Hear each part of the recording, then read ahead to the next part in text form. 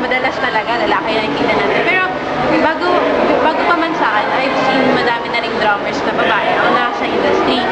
So, yun sa music industry kasi parang kasi naman ako sa church na.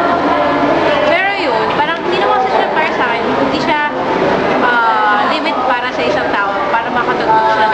Hindi kailangan na lalaki ka or babae ka para makapag-drums ka. Dapat, so, tapos yung drums, parang nagbukas siya ng opportunity sa akin para makapag-serve sa church namin. Ganun. Kaya parang mas, yun, napili ko talaga yung drums. Saka dun sa drums kasi parang mas na-express ko talaga yung sarili ko. In terms of lahat ng body parts ko, nagagamit ko siya. So, sa pagiging drummer kasi, minimal lang naman yung judgment dun eh. Pero kasi kapag sa iba, parang I commend them kasi ang tapang nila for being brave para maging, kuwari, pag sa lalaki, yung husband, ganun.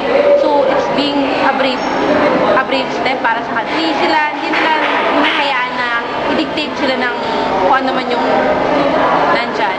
Pero ayun, pinaglalaban nila kung ano yung gusto nila. Kapag kasi babae ka, tapos nagda-drums ka, or kahit anong instrument, it's parang bragging rights kasi yun eh. Tapos parang daig mo pa yung mga lalaki, gano'n. There's nothing to be afraid of. Kasi kung yan ang passion mo, kung yan ang binibigay sa'yo, diba? So, there's nothing wrong with it. Kaya natin expose natin yung sarili natin sa mga ganitong bagay. Kasi kapag hindi natin ginawa yun, saan yung opportunity na ibinibigay sa akin? Ang pagiging gwardiya naman kasi hindi lang basta nagbabantay eh. Ano kami, first line of defense. Ang ibig ko sabihin eh, hindi lang isipin na babae lang ako, gano'n. Kaya, ang ginagawa ko sa kanila, hindi ko sila inaaway, kinakausap ko sila na maayos para hindi kaaway ang tingin nila sa akin. Parang, respetuhin nila ako.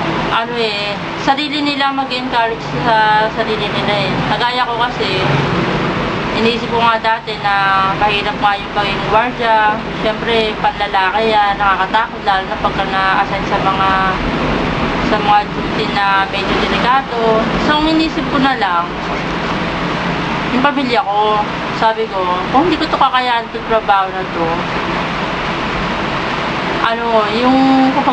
ito kasi makakatulong sa pamilya ko eh. Kaya, hindi mo may encourage ang isang tao kung wala siyang inspirasyon.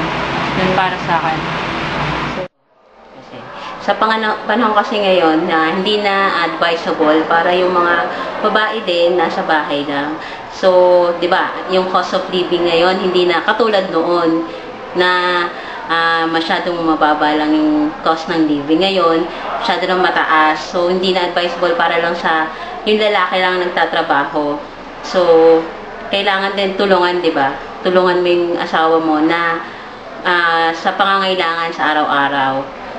Tapos, syempre, dahil nga yung sa cost of living mataas, yung hindi mo na iisipin na kailangan sundin ko yung kailangan yung babae nasa bahay lang. Focus lang sa mga anak. So, parang doon din, nagkakaroon din ng parang tawag doon yung dina-downgrade mo yung sarili mo. So, ngayon, parang syempre, di ba yung around us nga nagre-revolve din. Dapat yung mga nanay din, hindi na kinukulong mo lang yung sarili mo dun sa bahay. Dapat mag-explore ka rin. Dapat mag-grow ka din. Open ako. Tutulungan ko yung husband ko mag-provide para lahat ng needs namin na meet. So, kaya sa akin, okay lang na yung nanay mag-work. Ayun. Yun nga, yun na sinasabing tulungan. O, hindi lahat na porkit nanay ako na maglalaba, ako na magluluto. O, di ba? Kaya nga yung meron kang asawa, partner kayo, tulungan. O, di ba? O, ako magsasaing. O, bantayan mo naman siya, ha, please. Ganon. Di ba sa office, distribution ng work. So, kung ako nagluluto, siya naglalaba. Kung ako nag-aalaga, siya naman magluluto. Yung mga ganon. Para yung lahat nagagawa. Ako, encourage ko sila na maging bold sila. Kasi, in that way, hindi lang yung sarili mo matutulungan mo, yung husband mo, at saka yung mga family mo.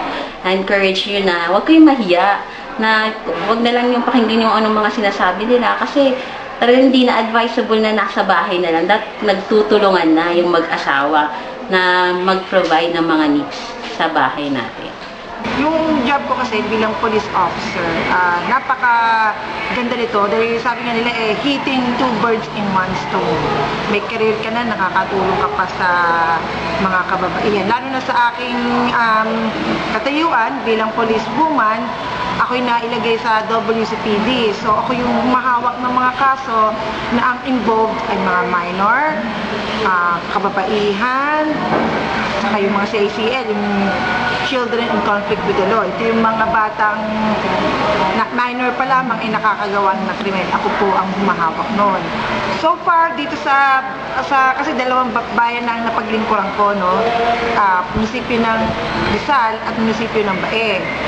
At lahat naman ng aking hepe from Police Inspector Jerry Sangalang hanggang dito kay Police Chief Inspector Pastor Castillo, hindi naman ako, base sa aking perspective, hindi naman ako nakaranas ng discrimination ba na ako ay lesser work o more work, hindi naman ganon. Paano yung tiwalang ibinibigay sa ibang kasamahan ko, yun din ang tiwalang ibinibigay din sa akin. So, wala akong naramdaman or nakita na ako po ay discriminated. Hindi ako nakaramdam na yung ibang kasamahan ko na lalaki binibigyan ng pabor. Ako ay hindi ako nakaramdam naman ng ganun. Nagkaroon ng equal opportunity dahil lahat kami ang apply ng promotion namin sa Sendelin, sa Kanlubang, lahat kami, sabay-sabay kami in-interview, mga palalaki at mga babae. Tapos sabay-sabay din ang aming drug test. So sabay-sabay din yung aming neuro. So kung ano yung process na nadaanan ko during my promotion, yun din yung nadaanan ng mga lalaki. Pag sinabing violence against women, ito yung mga kababaihan na nasa isang abusong relasyon. Tinatawag yung physical abuse. Alam naman natin yun, self-explanatory, pambubugbog. Tinatawag tayo psychological abuse. Halimbawa, kayong mag-asawa, nag-away kayo, pinapahiya ka sa harapan ng ibang tao, nahuli mo ng bababae, ayan, psychological abuse dyan. Dahil syempre, emotional abuse. Tapos may tinatawag tayong economical abuse. Dahil, halimbawa, hindi nagbibigay ng tamang sweldo sa'yo. Alam mo namang malaki ang sweldo niya. Tapos, nandun yung college graduate ka, gusto mo magtrabaho, gusto mo makatulong sa pamilya, ayaw pumayag ng asawa mo dahil gusto niya sa bahay ka lang. Tapos nandun yung halimbawa, may business kayo, yung gamit nyo sa business nyo, sinisira. Ayan, economic abuse yun. Kasi siyempre, tinatawag din tayong sexual abuse. Siyempre, nandun yung may mga tinatawag tayong barangay visitation. So, pumupunta kami, may pulis sa barangay, pumupunta kami sa bawat barangay, nagsasalita kami sa mga common folks doon, sa aming mga barangay tanod, sa aming nasasakupan na, at ini-explain namin yung RA 9262. Nagkaano rin kami tungkol sa rape, tapos sa RA 7610, kung ano yung mga dapat nilang gawin. Nandun yung women empowerment. Yung mga babae, alamdam na nila na hindi na sila nag-iisa. May kakampi na sila. Hindi na sila takot na magsalita. Gender awareness development. Sinasabi din namin yan, yung pantay-pantay ang lalaki at saka ang babae. So kahit pa paano, yung mga lalaki alam na nila na, hindi na pala pwede api-apihin ng mga babae sa ngayon dahil pantay-pantay na ang karapatan namin. Mas may women empowerment na. Every March, nagka-celebrate kami ng Women's Month dito sa aming istasyon.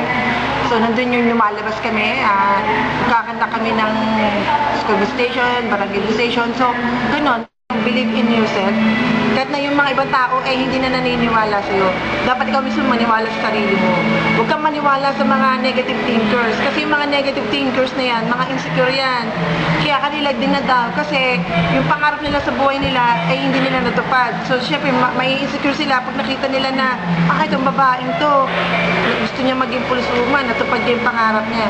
Hindi, go for it, mag-aral ng mabuti, huwag maniniwala sa mga sabi-sabi ng ibang tao dyan. Have faith in God, have faith in yourself.